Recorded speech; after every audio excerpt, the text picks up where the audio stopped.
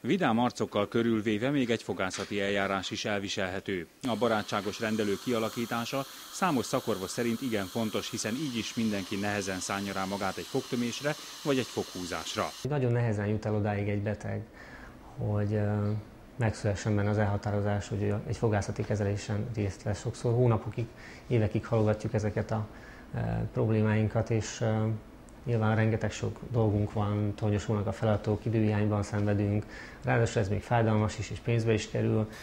Nyilván ez kerül mindig a leghátsó helyre a sorban, de ha eljut idáig valaki, hogy megszületik benne a döntés, akkor mi szeretnénk őt támogatni ebben, és úgy kiszolgálni, hogy számára ne egy ilyen nem kívánatos eseményként játszódjon le az itteni kezelés. A legmodernebb eljárásoknak köszönhetően ma már nem tart napokig, vagy akár hetekig egy fogászati eljárás.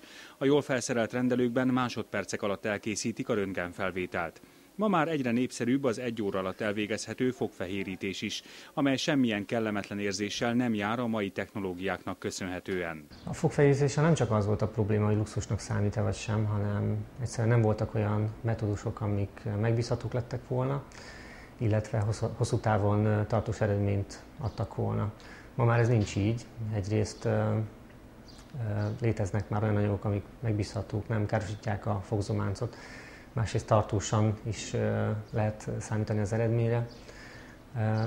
Ez egyik része a dolognak, a másik az, hogy azok az eszközök, amiket korábban alkalmaztunk, tehát fogfehérítő sínek, amiket éjszaka a beteg a szájába helyezett egy anyag kíséretében, általában ilyen kontrollálatlan módon szétfolyt a szájában, és reggelre borzasztó állapotban ébredt a beteg. Ez már nincs így. A fogszín ugyanolyan adottság, mint maga a fogak erőssége.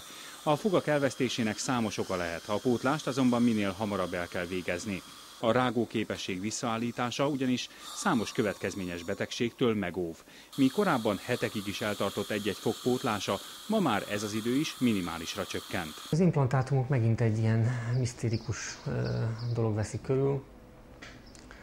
Valójában nem ördöngös dolog. Kis műtétről van szó, műtétnek nem is igazán lehet ezeket már nevezni.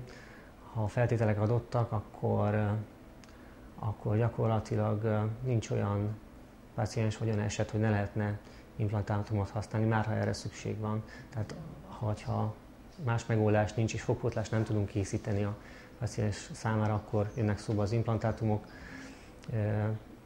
és gyakorlatilag nagyon szűk a kontraindikációk köre, ma már elég régóta alkalmazzák ezt a módszert, és megbízhatóan 10 éves túléléssel beszélhetünk az implantátumokról. A szakemberek szerint a helyes fogápolással számos betegség megelőzhető, fogorvoshoz pedig ajánlatos évente elmenni egy alapos ellenőrzésre.